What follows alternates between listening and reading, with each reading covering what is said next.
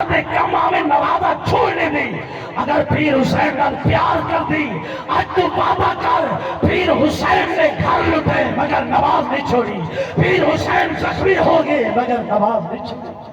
اور جناب والا آپ کی شہادت تو قربان جاوا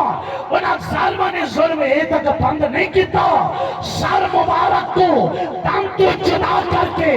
نیزے دی نوک تے چڑھایا صدقے جاوا بی بی زہرہ تے لال دی عظمت کو نیزے دی نوک تے بھی قرآن دی لوری سنا اور نصاری کا قرآن زندہ ہے قیامت تک زندہ راسی اور قرآن نے بھی اعلان کیتا وَلَا تَقُولُ لِمَنْ يُقْتَلُ فِي سَبِيلِ اللَّهِ أَمْوَاتٌ فرمایا میں اعلان کر رہا میرا حسین بھی زندہ ہے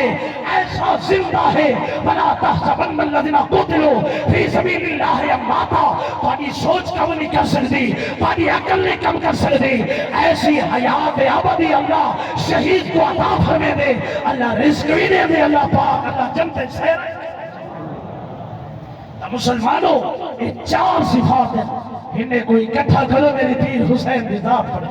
میں اپنے تقریر دے ٹائم جو میرے دو شہزادے دو بیٹے انہاں کی دے دعا منسو